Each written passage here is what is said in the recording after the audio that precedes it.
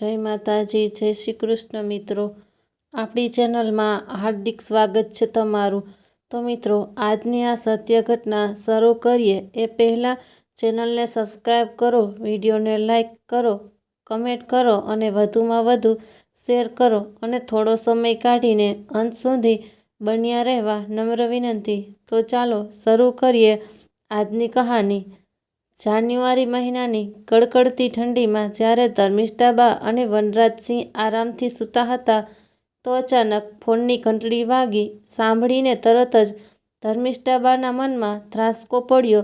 સમય જોયો તો રાતનો 1 વાગી રહ્યો હતો. મનમાં એક ડર ઊભો થઈ ગયો છતાં પણ હિંમત ભેગી કરીને મોબાઈલ ઉપાડ્યો તો બીજી બાજુથી જે વાત તેમના કાનોમાં પડી તેને સાંભળીને એવું લાગ્યું કે જાણે કોઈએ ગરમ પીગળાવેલું શીશું કાનમાં નાખી દીધું હોય અને મન ઉપર જે આઘાત લાગ્યો હતો એના વિશે તો કંઈ કહી જ ન શકાય. આખું શરીર જાણે શૂન્ય પડી ગયું. ફાટેલી આંખોથી દરવાજા તરફ જોતા થોડીવાર તેઓ શાંતિથી સાંભળતા રહ્યા અને પછી હેરાનીથી બોલ્યા, "ના." અહીં તો કહેતા કહેતા ચૂપ થઈ ગયા અને પછી મોબાઈલ એમના હાથમાંથી છૂટી ગયો. નિસ્તેજ થઈને તેઓ જમીન પર બેસી ગયા. ધર્મિષ્ઠા, "અરે ઓ ધર્મિષ્ઠા, ઊઠ. શું થયું? કોનો ફોન હતો? બોલ ધર્મિષ્ઠા, મારો જીવ નીકળી રહ્યો છે." અચંબિત સ્વરમાં વનરાજસિંહ બોલ્યા. એટલે ધર્મિષ્ઠાબાએ કહ્યું, "મયુરધ્વજસિંહનો ફોન હતો." જમાઈનું નામ સાંભળતા જ વનરાજસિંહના ચહેરા પર હીન ભાવ આવી ગયા અને તેઓ બોલ્યા, "શું કહેતો હતો તે નિર્લજ્જ?" આપણી દીકરી રૂપલ કહેતા કહેતા ધર્મેશ છાબા રોઈ પડ્યા. "શું થયું રૂપલને?" વનરાજસિંહે ચિંતિત સ્વરમાં પૂછ્યું. એટલે ધર્મેશ છાબા બોલ્યા, "ખબર નહીં. આજથી જ તે ગાયબ છે. તેની નાની દીકરી પણ સાથે છે. તેના સાસરાવાળા ક્યારથી તેને શોધવામાં લાગેલા છે એ પૂછવા માટે જ તેમણે ફોન કર્યો હતો કે તે અહીં પિયરમાં તો નથી આવી ને? રૂપલ ગાયબ છે પરંતુ તે અહીં નથી આવી તો ક્યાં ગઈ હશે?" કહેતા કહેતા વનરાજસિંહનો સ્વર પણ રૂંધાઈ ગયો અને તે ખૂબ જ ગભરાઈ ગયા. એટલે ધર્મેશ છાબા બોલ્યા, "ખબર નહીં ક્યાં હશે, કઈ હાલતમાં હશે. મારી દીકરી કેટલી વખત મેં તમને કહ્યું હતું કે આપણી દીકરી ખૂબ જ દુઃખી છે. તે લોકો તેને પળ હેરાન કરે છે. હવે આપણે તેને ત્યાં ન રહેવા દેવી જોઈએ. અહીં લઈ આવો." પરંતુ તમે મારું સાંભળો જ ક્યાં છો? ખૂબ જ વધારે દુઃખી થઈ ગઈ હતી તે લોકોના અત્યાચારથી. એમ જ તે ફોન ઉપર નહોતી રોતી રહેતી. રડતા રડતા ધર્મેશ છાબા બોલતા જઈ રહ્યા હતા ત્યારે અચાનક તેમને ખ્યાલ આવ્યો અને રાડ પાડી, "તેના ઘરની પાસે જ તો નહેર વહે છે. ક્યાંક નહેરમાં ડૂબીને તો." એટલે વનરાજસિંહ જોરથી બોલ્યા, "બસ ધર્મિષ્ઠા, જે મનમાં આવે તે બોલતી જાસ. એવું પણ થઈ શકે છે ને કે ત્યાંથી પરેશાન થઈને પોતાની કોઈ બહેનપણીના ઘરે જતી રહી હોય. બહેનપણીને મળવાનું મન થયું હશે અને સાસરાવાળા ના પાડશે એમ વિચારીને કહ્યા વગર નીકળી ગઈ હશે. શું ખબર કાલ સુધીમાં આવી જાય." એવું કહેતા વનરાજસિંહ ધર્મિષ્ઠાબાને દિલાસો આપી રહ્યા હતા પરંતુ મનમાં ને મનમાં દીકરીની ચિંતા તો તેમને પણ ખાઈ રહી હતી. એટલે ધર્મેશ છાબા ગુસ્સા ભરેલી નજરથી પોતાના પતિને જોતા બોલ્યા, "અચ્છા, કાલ સુધીમાં આવી જશે. ક્યાં આવશે? મારી દીકરીએ સાસરામાં જ્યાંના લોકોએ તેનું જીવવું હરામ કરી નાખ્યું હતું, જે એને મારી નાખવાની કોશિશ વિચારી રહ્યા હતા, કે પછી પોતાના પિયરવાળા પાસે જે તેને તડપતા અને પળ મરતા જોઈ રહ્યા હતા છતાં પણ મોઢામાં દહીં જમા આવીને બેઠા હતા. ત્રાસ, ઘૂંટણ અને બેચેનીમાં જ્યારે તેનું જીવવું દુશ્વાર થઈ ગયું તો બીજો કયો રસ્તો બચ્યો હતો? એની પાસે જ્યારે જીવ ગુમાવવો જ છે તો પછી પળ શું કામે મરવું? એક જ ઝાટકામાં જીવ કેમ ન નીકળી જાય એમ વિચારીને જ આપણી દીકરીએ આ પગલું ભર્યું હશે." કહેતા કહેતા ધર્મિષ્ઠાબા હાંફવા લાગ્યા પરંતુ મનની પીડા જરાયે પણ ઓછી ન થઈ. ધર્મિષ્ઠાબા અને વનરાજસિંહના રૂમમાંથી આવવા જોઈએ તેમની નાની દીકરી પારુલને પણ ઉઠાડી દીધી. આટલી રાત્રે આખરે એવી શું વાત થઈ ગઈ એ જાણવા માટે પારુલ એમના રૂમમાં આવી પરંતુ પોતાના માતા પિતાની હાલત જોઈને દંગ રહી ગઈ. શું થયું મમ્મી? આખરે શું વાત છે? પારુલે પૂછ્યું. એટલે ધર્મેશ છાબા બોલ્યા, બેટા, શું આજે તારી રૂપલ સાથે વાત થઈ હતી? ના મમ્મી, મારી તો કોઈ જ વાત નથી થઈ. પરંતુ થયું છે શું? બેટા, રૂપલ ગુડ્ડીને લઈને પોતાના સાસરેથી ક્યાંક જતી રહી છે. હજી સુધી પાછી નથી આવી. શું દીદી ક્યાં જતી રહી? હેરાન થતાં પારુલે કહ્યું, ખબર નહીં બેટા, તેની બહેનપણીઓને ફોન કરીને તો જો, ખબર નહીં કઈ હાલતમાં હશે. મારી દીકરી બોલતા બોલતા ધર્મિષ્ઠાબાનો શ્વાસ ફૂલવા લાગ્યો. પોતાના આંસુ લૂછતા પારુલ તરત ઊભી થઈ અને ધર્મિષ્ઠાબાને ઇન્હેલર આપ્યું. તેમને ટેકો આપીને પલંગ પર સુવડાવ્યા. મમ્મી, પોતાનું ધ્યાન રાખો, બધું ઠીક થઈ જશે. કંઈ નહીં થાય દીદીને. સવાર થતાં જ દીદીની બધી જ બહેનપણીઓને ફોન કરીને હું પૂછી જોઈશ. ઘરના બધા સદસ્યોનો જીવ અટકેલો હતો, પરંતુ આ સમયે રૂપલને શોધવી સહેલું કામ નહોતું. સવાર પડે જ ક્યાંક જઈ શકવાના હતા. અહીં ધર્મિષ્ઠાબાના માટે એક એક પળ કાઢવી દુર્લભ થતી જતી હતી. આંખોના આંસુ કોઈ ઝરણાની જેમ વહેતા જતા હતા અને કલેજું બળીને રાખ થઈ રહ્યું હતું. રહી રહીને તેમની આંખો સામે પોતાની બંને દીકરીઓના નાનપણની યાદોના દ્રશ્ય બનીને ઉભરાવવા લાગ્યા. જ્યારે રૂપલનો જન્મ થયો હતો તો દીકરી પેદા થઈ છે એમ વિચારીને તેની દાદીએ તેડવી તો દૂર, તેની સામે જોવું પણ જરૂરી નહોતું સમજ્યું. જબરદસ્તી રૂપલના પપ્પાએ રૂપલને દાદીના હાથમાં આપી હતી. એટલે દૂધ જેવી સફેદ ઢીંગલી જેવી દેખાતી બાળકીને જોઈને દાદીનો ચહેરો તો ખીલી ઉઠ્યો હતો. ઝડપથી તેને પપ્પી કરી લીધી. પછી 2 વર્ષ બાદ પારુલ પેદા થઈ.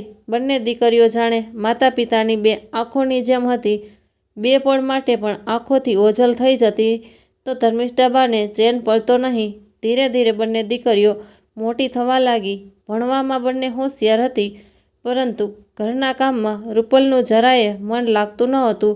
18 વર્ષની રૂપલનું જ્યારે કોલેજમાં એડમિશન થયું તો ધર્મિષ્ઠાબા હંમેશા એ જ કોશિશમાં લાગેલા રહેતા કે કોઈ પણ રીતે રૂપલને એક સુઘડ ગૃહિણી બનાવવા માટે અત્યારથી પ્રશિક્ષિત કરવામાં આવે. તો બીજી તરફ મનમોજી રૂપલ પોતાના જ હવાઈ કિલ્લા બનાવવા લાગતી. જેટલી વખત ધર્મિષ્ઠાબા તાને રસોડામાં લઈ જતા, એટલી વખત તેનું ચંચળ મન કોઈ બીજા જ સપના જોવા લાગતું. તે હંમેશા કહેતી, મમ્મી, ઘરના કામ જ શું કામ કરવા છે? પપ્પાની જેમ બેગ લઈને નોકરીએ પણ જઈ શકું છું ને? પરંતુ ધર્મિષ્ઠાબા ક્યાં માનવાના હતા. આખરે તેને ઘરના બધા જ કામોમાં હોશિયાર બનાવીને દમ લીધો. ધર્મિષ્ઠાબાને યાદ આવવા લાગ્યું, જ્યારે રૂપલ કોલેજ જવા લાગી હતી તો તેની સુરક્ષાને લઈને તેઓ કેટલા ચિંતિત રહેતા હતા. એક દિવસ રૂપલને કોલેજથી આવવામાં 2 કલાક મોડું થઈ ગયું તો ધર્મિષ્ઠાબા બેચેન થઈ ગયા. વનરાજસિંહ તેમને સમજાવતા કે કંઈક કામ પડી ગયું હશે એટલે મોડું થઈ ગયું હશે, પરંતુ એક માનું મન ક્યાં માનવાનું હતું. ક્યારેક દરવાજા પર તો ક્યારેક બારીમાંથી રસ્તા પર નજર નાખીને ઊભા રહી જતા. દૂર ગલી સુધી નજર દોડાવતા. દિમાગમાં વિચાર ચાલવા લાગતા, જમાનો ખરાબ છે, માણસોમાં માણસાઈ રહી નથી. આજકાલ તો સગા સંબંધીઓ ઉપર પણ વિશ્વાસ ન કરી શકાય. તો પછી રાહ ચાલતા લોકોનો શું ભરોસો? બસ દીકરી સહી સલામત ઘરે પાછી આવી જાય, ભગવાનને પ્રાર્થના કરવા લાગ્યા. થોડીવાર પછી જ્યારે દૂરથી ઉપર આવતી નજર આવી તો ધર્મિષ્ઠાબાએ શાંતિનો શ્વાસ લીધો. આ વખતે 101 રૂપિયાનો પ્રસાદ વહેંચીને એવું કહેતા, ભગવાનનો ખૂબ ખૂબ આભાર માન્યો. આજે કોલેજથી આવવામાં આટલું મોડું કેમ થઈ ગયું? ખબર છે મને કેટલી ચિંતા થઈ રહી હતી. તારી રોજ તો 3 વાગે ઘરે પાછી આવી જાય છે, તું આજે પૂરા 2 કલાક મોડું કેમ થયું? અરે મમ્મી, એમાં આટલી ચિંતા કરવાની શું વાત છે? હું કોલેજની NSS યુનિટનો એક ભાગ છું, જેમાં રાષ્ટ્ર સેવા અને સમાજ સેવાના ગુણ શીખવવામાં આવે છે. એટલે ક્યારેક પ્રેક્ટિસ માટે રોકાવું પડે છે. અરે કોઈ જરૂરત નથી તારે આવી સમાજ સેવા કરવાની. આજકાલ કોઈનો શું ભરોસો? તું બસ સમયથી ઘરે આવતી જા, ધર્મિષ્ઠાબાએ કહ્યું. એટલે રૂપલ બોલી, અરે મમ્મી, તમે આટલા કેમ ડરો છો? હું કંઈ નાની છોકરી છું? શું આજકાલની છોકરીઓ અંતરિક્ષ સુધી પહોંચી ગઈ છે? એમના ઘરવાળાઓને તો ચિંતા નથી થતી. એટલે ધર્મેશ જાબા બોલ્યા, અરે બેટા, તું નથી જાણતી કે જમાનો કેટલો ખરાબ છે. આજકાલ ખબર નહીં કેટલી બધી છોકરીઓ એસિડ એટેકનો શિકાર થઈ રહી છે અને લગભગ દરરોજ ટીવી પર અને છાપામાં જે ખબર આવે છે તેને જોઈને કઈ દીકરીની માને ડર ન લાગે. પોલીસ અને પ્રશાસનની સખ્તાઈ તો ફક્ત કહેવા માટે છે. હકીકત તો એ છે કે આજે કોઈના પણ મનમાં પોલીસ કે પ્રશાસનનો કોઈ ડર બચ્યો જ નથી. ગંભીર સ્વરમાં ધર્મિષ્ઠાબા બોલતા જઈ રહ્યા હતા એટલે રૂપલે હસીને કહ્યું, મમ્મી, તમે તો કારણ વગર આટલું બધું વિચારીને ડરી રહ્યા છો. અમારા કોલેજમાં તો એવી છોકરીઓ પણ છે જે બીજા શહેર અથવા તો ગામડેથી આવે છે. બાકી બધાનું મને નથી ખબર. મને તો મારી છોકરીઓની ચિંતા છે અને હવેથી તું ઘરે મોડી આવી તો હું સહન નહીં કરું. મૂકી દે તારી આ સમાજ સેવા, એમાં તને ક્યાં મેડલ મળવાના છે. એટલે રૂપલ બોલી, અરે મમ્મી, તમે નથી જાણતા, મારું તો સપનું છે યુપીએસસી ક્લિયર કરીને આ દેશની સેવા કરવાનું. એક દિવસ તમને તમારી દીકરી ઉપર ગર્વ થશે, એ વાત હું ગેરંટીથી કહું છું. આજે રૂપલની એ બધી વાતો યાદ કરીને ધર્મિષ્ઠાબાનું હૃદય ફાટી રહ્યું હતું. કેટલા મોટા સપનાઓ હતા મારી દીકરીના, એ બધા સપના ચૂર થઈ ગયા ફક્ત અમારી એક ભૂલના કારણે.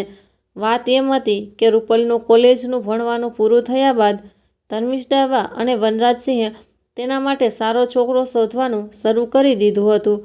રૂપલે પોતાના માતા પિતાને મનાવવાની લાખ કોશિશ કરી હતી કે હમણાં તે લગ્ન કરવા નથી માંગતી, સિવિલ સર્વિસ એક્ઝામની તૈયારી કરવા માંગે છે. મિત્રો, વાર્તાને આગળ વધારીએ એ પહેલાં ચેનલને સબસ્ક્રાઈબ કરી વિડીયોને લાઈક, કમેન્ટ અને શેર કરજો. માંગે છે કંઈક બનીને દેખાડવા છે પરંતુ તેઓ માન્યા નહીં. બેટા, અમે તો બસ એટલું ઈચ્છીએ છીએ કે જલ્દીથી તારા લગ્ન કરાવીને તારી સુરક્ષાને લઈને અમે નિશ્ચિત થઈ જઈએ. એટલા માટે લગ્ન કરીને પોતાની ગ્રહસ્થી વસાવી લે અને પરિવાર સંભાળ. ત્યાર પછી અમારે તારી નાની બહેન પારુલ વિશે પણ વિચારવાનું છે. એટલું કહીને વનરાજસિંહે તેના ભાગ્યનો નિર્ણય કરી નાખ્યો. દીકરી માટે સંબંધ જોવાનું તેમણે શરૂ તો કરી જ દીધું હતું, પરંતુ અત્યારના લોભીઓ દ્વારા દીકરીઓ ઉપર અત્યાચારની ઘટનાઓ વિશે સાંભળીને તેઓ ખૂબ જ ગભરાતા હતા. એટલા માટે તેઓ પૂરી સતર્કતા રાખતા હતા કે ક્યાંક છેતરાઈ ન જાય. આખરે એક વચોટિયાએ એમની મુલાકાત મયુરસિંહ અને તેના પરિવાર સાથે કરાવડાવી અને એમ પણ કહ્યું કે તે લોકો ગર્ભ શ્રીમંત છે એટલે કરિયાવરને લઈને તેમની કોઈ જ માંગ નથી. તેમણે મયુરસિંહના માતા પિતાને સ્પષ્ટ શબ્દોમાં કહી દીધું હતું કે અમે કરિયાવરના સખત વિરોધમાં છીએ. એટલે મયુરસિંહના પપ્પાએ પણ કહી દીધું, તમે ફક્ત તમારી દીકરીને 2 જોડી કપડામાં મોકલી દો, અમારે બીજું કંઈ જ જોતું નથી. અને આમ પણ અમારા ઘરમાં કોઈ વસ્તુની કમી નથી. એક પિતા પોતાની દીકરીને રાજી ખુશી જે દેવા માંગે તે દઈ શકે છે, પરંતુ અમારી કોઈ જ માંગ નથી. અમે તો બસ એટલું ઈચ્છીએ છીએ કે 15 દિવસની અંદર લગ્ન થઈ જાય. મયુરસિંહના માતા પિતાના વિચાર સાંભળીને વનરાજસિંહ અને ધર્મિષ્ઠાબા સંતુષ્ટ થઈ ગયા અને લગ્ન નક્કી કરી નાખ્યા. પરંતુ બધી વિધિ ચાલુ થાય એના એક દિવસ પહેલાં તે વચોટિયાનો ફોન આવ્યો. જુઓ બાબુ, આમ તો તમે બધી જ વ્યવસ્થા સારી જ કરશો, પરંતુ છોકરાવાળાઓ એટલું ઈચ્છે છે કે સગા સંબંધીઓની સામે તેમનું માન સન્માન જળવાઈ રહે, એટલે સગુનના થાળમાં ઓછામાં ઓછા 2 લાખ રૂપિયાની નકદ રાશિ જરૂર રાખજો અને છોકરાના માતા પિતા અને બહેન માટે સોનાના દાગીના તો હોવા જ જોઈએ. બાકી જે દેવું હોય તે તમારી ઈચ્છા. આ સાંભળીને વનરાજસિંહ હેરાન રહી ગયા, પરંતુ પછી એમ વિચાર્યું કે છોકરાવાળાઓએ ફક્ત એક જ ડિમાન્ડ રાખી છે એટલે એમની આ વાત માની લીધી. ખુશી ભરેલા વાતાવરણમાં બધી તૈયારીઓ ચાલી રહી હતી, પરંતુ લગ્નના 2 દિવસ પહેલાં છોકરાની માનો ફોન ધર્મિષ્ઠાબાને આવ્યો અને બોલી, સગા સંબંધીઓને પહેરામણીમાં તમે જે કપડાં આપો તે બધા બ્રેન્ડેડ હોવા જોઈએ અને સાડીઓ પણ ઓછામાં ઓછી 4-5 હજારની હોવી જોઈએ. વનરાજસિંહ અને ધર્મિષ્ઠાબાને થોડુંક ખરાબ તો લાગ્યું, પરંતુ છતાં તેમણે કોઈ વિરોધ કર્યા વગર તેમની આ વાત માની લીધી. પછી બીજા દિવસે છોકરાના પપ્પાએ કહ્યું, અરે વનરાજસિંહ, તમે તમારા જમાઈને કઈ ગાડી આપી રહ્યા છો? એટલે વનરાજસિંહે કહ્યું, પરંતુ વેવાઈ, ગાડી આપવાની તો કોઈ વાત જ થઈ જ નથી. એટલે મયુરસિંહના પપ્પા બોલ્યા, અરે એમાં વાત શું કરવાની? આ બધું તો આજકાલ જરૂરી છે. ચિંતાની લાઈનો ઉભરાઈ આવી વનરાજસિંહના માથા ઉપર અને બોલ્યા, આ બધું તો અમારા પહોંચની બહાર થઈ જશે. અરે વનરાજસિંહ, લગ્ન પ્રસંગમાં તો થોડું ઘણું ઉપર નીચે ચાલતું જ રહે છે. અમે તો તમને સૂચિત કરી દીધા છે, બાકી તમારી મરજી. એમ કહીને તેમને ફોન મૂકી દીધો. આ વાત ધર્મિષ્ઠાબાઈએ સાંભળી તો હેરાન રહી ગયા. આ લોકોની તો ડિમાન્ડ વધતી જ જાય છે. આપણે બીજી દીકરીના પણ લગ્ન કરવાના છે. એટલે વનરાજસિંહ બોલ્યા, ધર્મિષ્ઠા, કાલે લગ્ન છે અને લગ્નની બધી તૈયારીઓ થઈ ગઈ છે. હવે આપણે પાછળ ન હટી શકીએ. તું રૂપલ અને પારુલને કંઈ ન કહેતી, હું બધું જોઈ લઈશ. કરજો લઈને જેમ તેમ તેમણે બધી વ્યવસ્થા કરી. પૂરા રીતિ રિવાજ સાથે વિવાહ સંપન્ન થયા. અહીં રૂપલનું પોતાના સાસરામાં ખૂબ ધામધૂમથી સ્વાગત થયું. વહુના રૂપમાં સાક્ષાત લક્ષ્મીજી જો આવ્યા હતા. એમના ઘરે તો બીજી બાજુ વનરાજસિંહ અને ધર્મિષ્ઠાબા પણ પોતાની દીકરી માટે નિશ્ચિત થઈ ગયા હતા કે દીકરી ખાતા પીતા ઘરે ગઈ છે. લગ્ન બાદ જ્યારે રૂપલ પહેલી વખત તેમને મળવા આવી તો તેના ચહેરાની રોનક જોઈને માતા પિતા પોતાની બધી ચિંતાઓ ભૂલી ગયા હતા. પરંતુ ફક્ત 2-3 મહિનામાં જ તેમને રૂપલના વ્યવહારમાં પરિવર્તન દેખાવા લાગ્યું. જે રૂપલ ફોન ઉપર ખૂબ જ હસતી ખિલખિલાઈને વાતો કરતી હતી, હવે તે જ રૂપલ માત્ર ઔપચારિકતા પૂરી કરીને ફોન રાખી દેતી. મા બાપ ક્યારેક પૂછવા પણ લાગતા તો સંક્ષિપ્ત જવાબ આપી દેતી અને માતા પિતા અને બહેનની કુશળતા પૂછીને જલ્દીથી ફોન મૂકી દેતી. પારુલને ઠીક નહોતું લાગી રહ્યું એટલા માટે પોતાની બહેનને વારંવાર ફોન કરીને તેના હાલ જાણવાની કોશિશ કરી રહી હતી. પરંતુ હર વખતે સાસરાવાળામાંથી જ કોઈએ ફોન ઉપાડ્યો અને એક વખત તો મયુરસિંહની બહેને પારુલને મજાકમાં કહી પણ દીધું, કમસે કમ નવવિવાહિત જોડાને પ્રાઇવેટ સમયે પણ વિતાવવા દો. વારંવાર ફોન કરીને તેમને ડિસ્ટર્બ કરવું સારી વાત નથી. પારુલે આ વાત પોતાના માતા પિતાને જણાવી તો વનરાજસિંહ અને ધર્મિષ્ઠાબા બોલ્યા, વાત તો ઠીક છે, આપણે ત્યાં વધારે ફોન ન કરવો જોઈએ. જેમ તેમ દીકરી વગર જીવવાની તેમણે આદત નાખી દીધી. આખરે એક દિવસ ધર્મિષ્ઠાબેન પાસે ફોન આવ્યો અને એક ઘૂંટાયેલો અવાજ તેમના કાનોમાં પડ્યો, મમ્મી, આપણી સાથે ખૂબ જ મોટી છેતરપિંડી થઈ છે. મારા સાસરાવાળા લોકો સારા નથી, ખૂબ જ લાલચી છે. રૂપલ બેટા, આ તું શું કહી રહી છે? ધર્મિષ્ઠાબાનું હૃદય ચિત્કારી ઉઠ્યું. પરંતુ દીકરી, અમે તો તારા લગ્નમાં કોઈ કમી રાખી નહોતી, છતાં પણ તારા સાસરાવાળાઓને ફરિયાદ છે.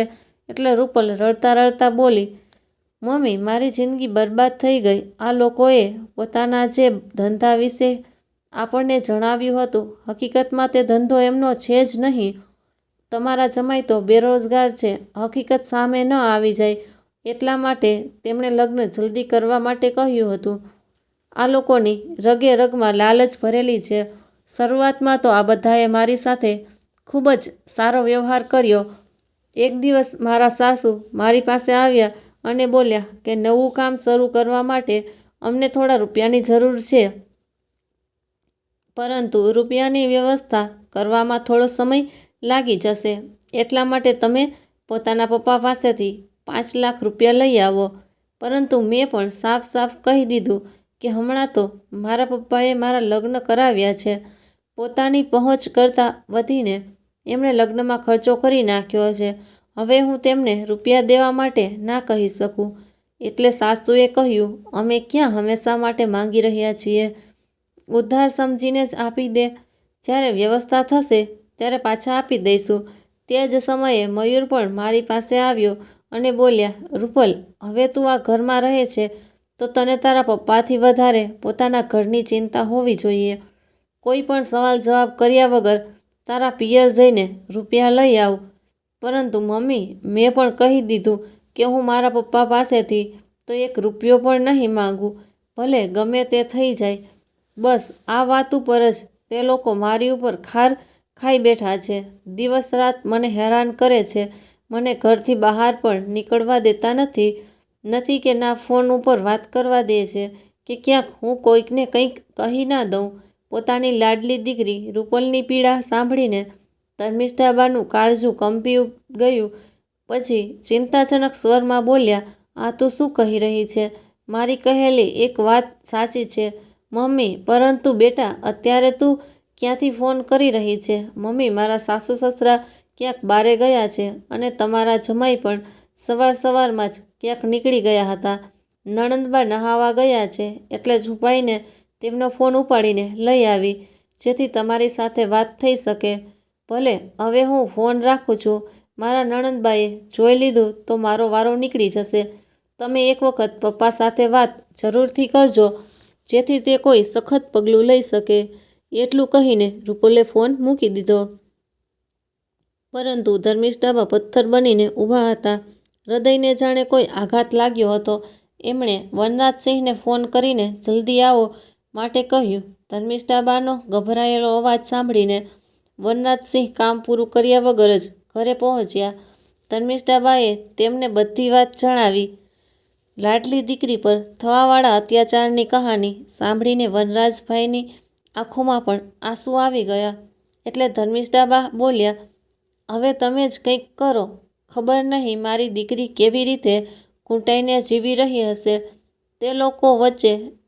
ધર્મિષ્ઠાબા, આ સમય હિંમત હારવાનો નથી, પરંતુ સમજદારીથી કામ લેવાનો છે. આપણે કાલે જ ત્યાં જઈશું તેમને મળવા માટે. આપણને મળીને રૂપલને થોડી હિંમત મળશે. કોશિશ કરીશું કે થોડા દિવસો માટે તેને આપણા ઘરે લઈ આવીએ. બીજા દિવસે વનરાજસિંહ અને ધર્મિષ્ઠાબા પોતાની દીકરીના ઘરે પહોંચી ગયા. ધર્મિષ્ઠાબાએ પોતાની લાડલીને નજર ભરીને જોયું તો હેરાન રહી ગયા. ક્યારેક ફૂલોની જેમ ખીલેલો તેનો ચહેરો આજે મુરઝાયેલો હતો. આગતા સ્વાગતાની વાત તો દૂર, તે લોકોએ જોઈને હેરાન હતા કે લગ્ન સમયે જે લોકો તેમને હસતા બોલતા નજર આવી રહ્યા હતા, આજે તે ચહેરાઓ ઉપર ફક્ત ગુસ્સાના ભાવ નજર આવી રહ્યા હતા. તેઓ ત્યાં જ ઊભા રહીને એવું મહેસૂસ કરી રહ્યા હતા જાણે જેલરની સામે કોઈ અપરાધી ઊભા હોય. પોતાની દીકરી રૂપલને મળ્યા તો પણ પેટ છૂટી વાત ન કરી શક્યા, કેમ કે બધા લોકો ત્યાં જ આસપાસ જ ફરી રહ્યા હતા. ઔપચારિક વાતચીત સિવાય રૂપલ કંઈ બોલી ન શકી. આખરે હિંમત ભેગી કરીને તેમણે રૂપલના સસરાને પૂછી જ લીધું, વેવાઈ, તમારી આજ્ઞા હોય તો હું થોડા દિવસો માટે મારી દીકરીને ઘરે લઈ જવા માંગુ છું. પરંતુ સામેથી સાફ શબ્દોમાં ના સાંભળવા મળી. આગલા અઠવાડિયે બહેનની દીકરીના લગ્ન છે અને બધા લોકોનું જવું જરૂરી છે, એમ કહીને તેમણે રૂપલને સાથે મોકલવાની મનાઈ કરી દીધી. ઠીક છે, અમે ત્યારબાદ રૂપલને થોડા દિવસો માટે લઈ જશું, એમ કહીને એ બંને ત્યાંથી નીકળી ગયા. આજે વનરાજસિંહ અને ધર્મિષ્ઠાબા પોતાને ખૂબ જ લાચાર મહેસૂસ કરી રહ્યા હતા. ખૂબ જ ઉદાસ મનથી બંને પતિ પત્ની પોતાની દીકરીના સાસરેથી પાછા આવી ગયા. બેરુખી અને અપમાનભર્યા વાતાવરણમાં 2 કલાક વિતાવવા પણ તેમના માટે દુર્લભ થઈ રહ્યા હતા. તે જ વાતાવરણમાં તેમની દીકરી 24 કલાક કઈ રીતે રહી શકતી હશે, વિચારીને તેમનું હૃદય હાહાકાર કરી રહ્યું હતું. ધર્મિષ્ઠાબાની આંખોમાં આંસુ જોઈને વનરાજસિંહ બોલ્યા, અરે ચિંતા શું કામે કરે છે તું? 15 દિવસ પછી રૂપલની બહેનપણીના લગ્ન છે ને ત્યારે થોડા દિવસો માટે આપણા પાસે રહેવા બોલાવી લઈશું. 15 દિવસ વીતી ગયા. રૂપલ આવી તો જરૂર પૂરતું ફક્ત પોતાની બહેનપણીના લગ્ન માટે પોતાના પતિની સાથે આવી હતી. ઈચ્છવા છતાં પણ માતા પિતા જમાઈની સામે દીકરી સાથે કોઈ વાત કરી શકતા નહોતા. પારુલ પણ પોતાની બહેન સાથે વાત કરવા માટે ચટપટાઈ રહી હતી. 2 મિનિટ માટે મયુર બાથરૂમમાં ગયો તો ધર્મિષ્ઠાબા અને પારુલને રૂપલ સાથે વાત કરવાની તક મળી ગઈ. તેને સાવ સાદી એવી સાડીમાં જોઈને પારુલ ગુસ્સાથી બોલી, આ શું દીદી, પોતાની બહેનપણીના લગ્નમાં સારી રીતે તૈયાર થઈને પણ નથી આવતા. ના દાગીના, ના સારા કપડાં. એટલે રૂપલ આંખમાં આંસુ સાથે બોલી, શું કહું? મારા બધા દાગીના અને કપડાં મારા નણંદના લગ્ન માટે રાખી લીધા છે. મને જ તે જોવા પણ નથી આપતા. આ સાંભળતા જ પારુલ અને ધર્મિષ્ઠાબાનું કલેજું કંપી ગયું. મિત્રો, ચેનલ પર નવા હોય, હજુ સુધી સબસ્ક્રાઈબ ન કર્યું હોય તો ચેનલને સબસ્ક્રાઈબ કરી, વિડીયોને લાઈક કરી, શેર કરજો. પછી બોલ્યા, પરંતુ દીકરી, અમારો આપેલો સામાન પણ તારા ઘરમાં હાજર હતો નહીં ક્યાંક, એ બધું પણ. એટલે રૂપલ બોલી, ક્યાંથી દેખાય મમ્મી? કેટલા પ્રેમથી તમે મને ઘરની એક એક વસ્તુ આપી હતી. ટીવી, ફ્રીજ, એસી, સોફા, વોશિંગ મશીન, બધું જ આ લોકોએ વહેંચી નાખ્યું. ત્યારે સામેથી મયુરસિંહ આવતા દેખાણા તો બંને એકદમ સામાન્ય થવાનું નાટક કરવા લાગ્યા. રૂપલને થોડા દિવસો અહીં મૂકી જવા માટે ધર્મિષ્ઠાબાએ જમાઈને કહ્યું તો પણ ના જ સાંભળવા મળી. આ વખતે બહાનું એ હતું કે આગલા દિવસે તે બંનેને તેમના મિત્રના ઘરે ડિનર પર જવાનું છે, એટલે રૂપલ ફરી ક્યારેક આવી જશે. વનરાજસિંહે પોતાના ખીચામાંથી એક નવો મોબાઈલ કાઢ્યો જે તેમણે રૂપલ માટે ખરીદ્યો હતો. તેને આપતા તે બોલ્યા, જ્યારે ઈચ્છા થાય ત્યારે વાત કરી લેજે. ચાલ રૂપલ, મોડું થઈ રહ્યું છે, મયુરે કહ્યું અને તે રાત્રે જ તે લોકો ઘરે પાછા જતા રહ્યા. પરંતુ રૂપલે હમણાં પોતાના સાસરાવાળા વિશે જે કંઈ પણ કહ્યું હતું તે સાંભળીને ધર્મિષ્ઠાબાને ચેન નહોતું પડી રહ્યું. કાશ મારી પાસે એક જાદુની લાકડી હોત જેનાથી હું મારી દીકરીની જિંદગીની રાહમાં આવવાવાળા બધા જ દુઃખરૂપી કાંટાને હટાવીને ખુશીઓના ફૂલ. એમ કહેતા ધર્મિષ્ઠાબા રડવા લાગ્યા. પરંતુ બીજી બાજુ વનરાજસિંહને એ વાતનો સંતોષ પણ હતો કે હવે રૂપલ પિયરમાં ફોન તો કરી શકશે. પરંતુ જે વાતનો ધર્મિષ્ઠાબાને ડર હતો તે જ થયું. રૂપલનો ફોન પણ તેના પતિએ એમ કહીને લઈ લીધો કે તું આનું શું કરીશ? આ લેટેસ્ટ મોબાઈલ તો મારા માટે સારો રહેશે. આમ પણ મારે નવા મોબાઈલની જરૂર હતી. તારે પિયરમાં ફોન કરવો હોય તો મમ્મી પાસેથી ફોન લઈ લેજે. થોડા દિવસો પછી કોઈ યાચકની જેમ તેણે પોતાના સાસુ પાસે મોબાઈલ માંગ્યો એટલે સાસુમાં એવી ત્રાસી નજરે તેની સામે જોયું કે રૂપલનું લગભગ અડધું લોહી સુકાઈ ગયું. તે પાછી પોતાના રૂમમાં આવીને બેસી ગઈ. રૂપલ ઉપર દિવસે ને દિવસે અત્યાચાર વધતા જતા હતા. ક્યારેક રસોઈ બનાવવામાં થોડુંક પણ મોડું થઈ જતું તો તેનો પતિ આસપાસ પડેલી કોઈ પણ વસ્તુ ઉપાડીને તેના પર ઘા કરતો. કોઈ કાચની વસ્તુ રૂપલના હાથમાંથી પડી જાય અને તૂટી જાય તો નણંદ પણ તેનો હાથ મરોડવામાં વાર લગાડતી નહીં. એક દિવસ મયુરનો મોબાઈલ રૂમમાં પડેલો જોઈને રૂપલે પોતાના માતા પિતાને ફોન લગાડવાની કોશિશ કરી. ત્યારે જ મયુરસિંહ રૂમમાં આવ્યા અને રૂપલના ગાલ પર જોરદાર તમાચો મારી દીધો. પછી તેનું મોઢું પકડીને રાડ પાડીને બોલ્યા, તારી હિંમત કેમ થઈ મને પૂછ્યા વગર મારો મોબાઈલ વાપરવાની? હવેથી મારી કોઈ પણ વસ્તુને હાથ લગાડ્યો તો માર્યા વગર નહીં મૂકું. આ ઘટનાથી રૂપલ ખૂબ જ ડરી ગઈ હતી. એ એક વખત ફરી સાસરાના કેદમાંથી જેમ તેમ થોડીવાર માટે બહાર નીકળીને રૂપલે પોતાના ઘરે ફોન કર્યો. પારુલે ફોન ઉપાડ્યો એટલે રૂપલે રડતા રડતા પોતાની બધી જ હાલત સંભળાવી દીધી. હવે વધારે સહન નથી થતું. પારુલ, પપ્પાને કે મને આ નરકમાંથી નીકાળીને લઈ જાય, નહીંતર હું જીવતી નહીં બચું. એમ કહીને રૂપલ ધ્રુસકે ને ધ્રુસકે રડવા લાગી. વનરાજસિંહ અને ધર્મિષ્ઠાબા તે સમયે બહાર ગયા હતા. જેવા તેઓ પાછા આવ્યા તો પારુલ બોલી, કેમ મમ્મી, જ્યારે રૂપલ દીદી કોલેજ જતા હતા તો તમને તેમની સુરક્ષાની ખૂબ જ ચિંતા થતી રહેતી હતી ને એક વખત જઈને જુઓ દીદીના સાસરામાં એ લોકોની વચ્ચે પોતે સુરક્ષિત છે. અરે થપ્પડ તમાચા તો ખૂબ જ નાની વાત છે.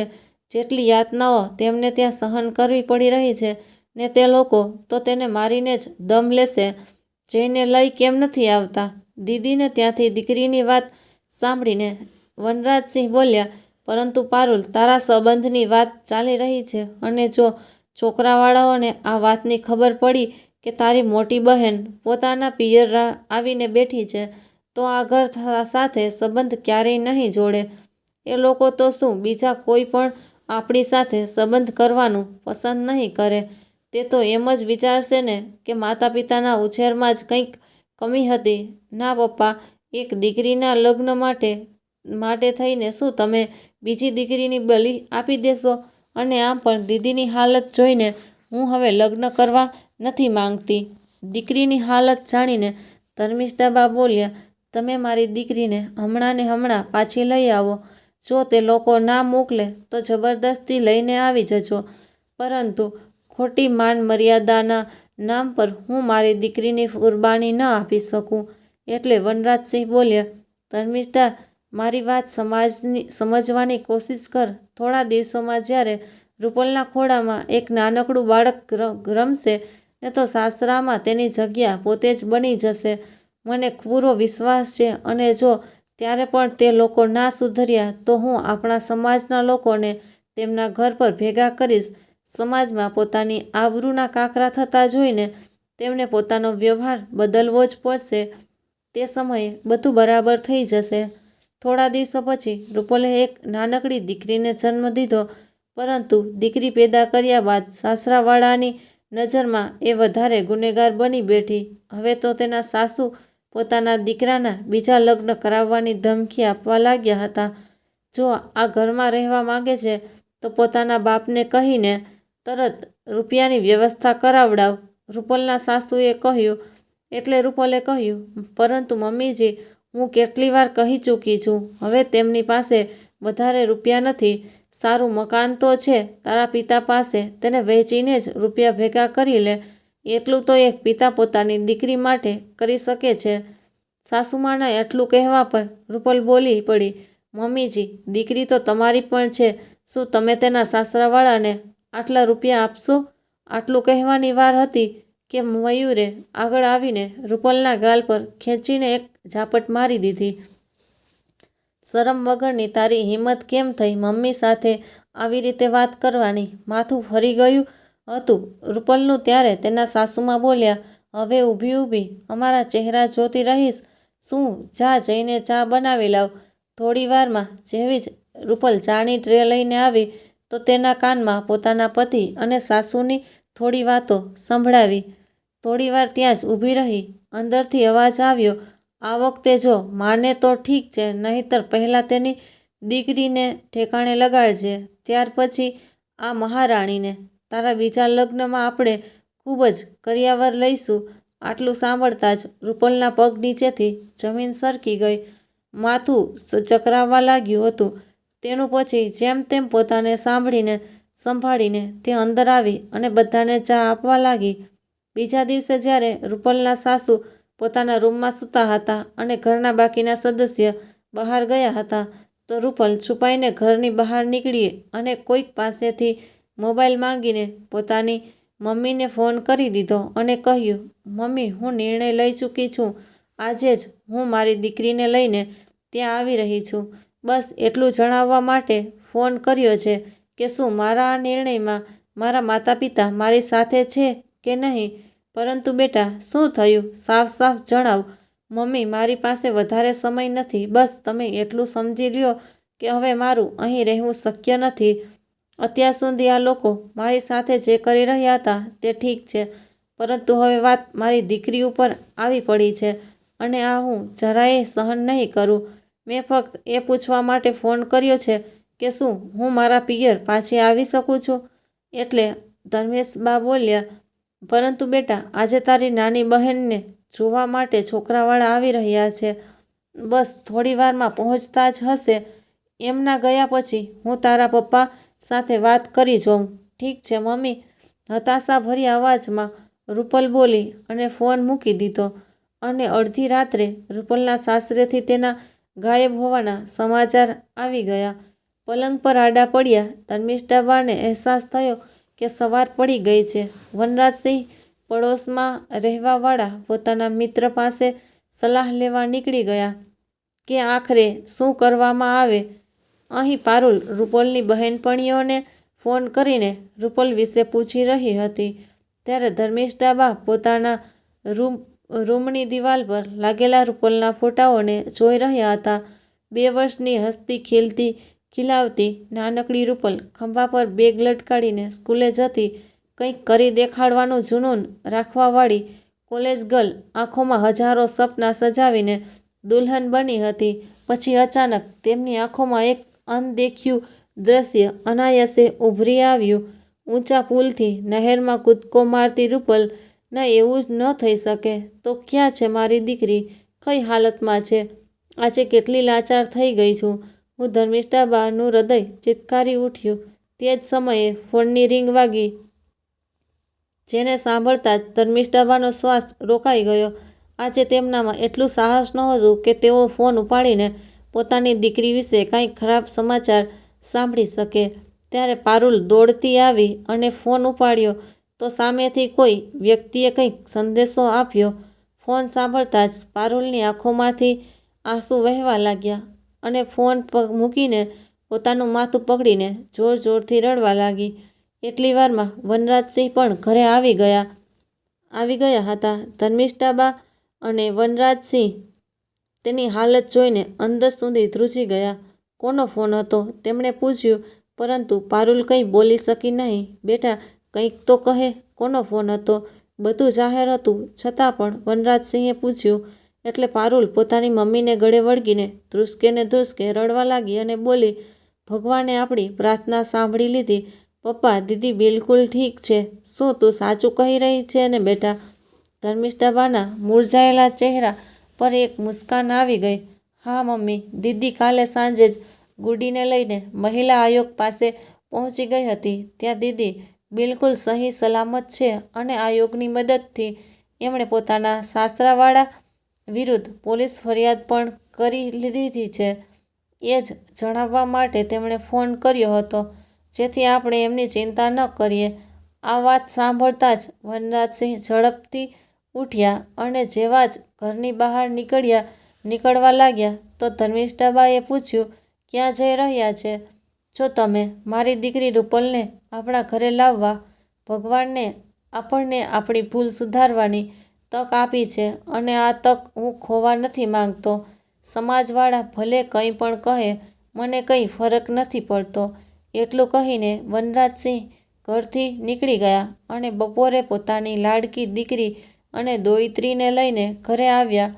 પોતાની દીકરી રૂપલની હાલત જોઈને ધર્મિષ્ઠાબા તેને ગળે વળગાડીને ખૂબ રોયા. ત્યારે વનરાજસિંહે એક ફોન આવ્યો. અભિનંદન વનરાજસિંહ, છોકરાવાળાઓને તમારી દીકરી પારુલ પસંદ છે. એટલે વનરાજસિંહ બોલ્યા, પરંતુ અમે અત્યારે પારુલના લગ્ન નથી કરવા માંગતા. હવે હું મારી દીકરીઓને આગળ ભણાવવા માંગુ છું, જેથી તેઓ પોતાના પગભર થઈ શકે. એવું કહીને વનરાજસિંહે ફોન મૂકી દીધો. ધર્મિષ્ઠાબા અને તેમની બંને દીકરીઓ ખૂબ જ હેરાનીથી વનરાજસિંહ તરફ જોવા લાગી. કદાચ તેમને પોતાના કાન ઉપર વિશ્વાસ નહોતો થઈ રહ્યો. એટલે વનરાજસિંહ બોલ્યા, રૂપલ દીકરી, તું પણ પોતાની UPSCની પરીક્ષાની તૈયારી શરૂ કરી દે. હું મારી બંને દીકરીઓને આ સમાજમાં ગર્વથી માથું ઉપાડીને ચાલતા જોવા માંગુ છું. વનરાજસિંહનું આટલું કહેવાની વાર હતી કે બંને દીકરીઓ ખુશ થઈને તેમના ગળે વળગી ગઈ.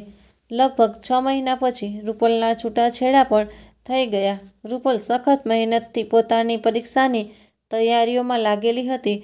જોતજોતામાં 4 વર્ષ વીતી ગયા. આજે છૂટાછેડાના 4 વર્ષ પછી તે જ મયુર, જે ક્યારેક પોતાની પત્નીને કરિયાવર માટે ઉત્પીડિત કરતો હતો, આજે પોતાની બહેનને ન્યાય અપાવવા માટે ભટકી રહ્યો હતો.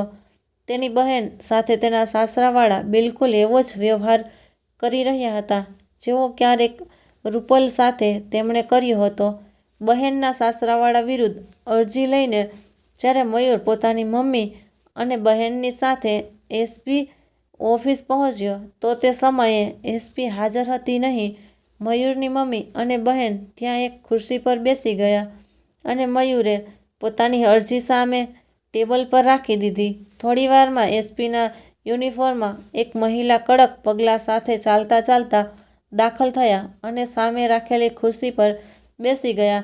તે મહિલાને જોઈને મયુરના પગ નીચેથી જમીન સરકી ગઈ, કેમ કે SPની ખુરશી પર બેઠેલી તે મહિલા બીજું કોઈ નહીં પણ તેની પૂર્વ પત્ની રૂપલ હતી.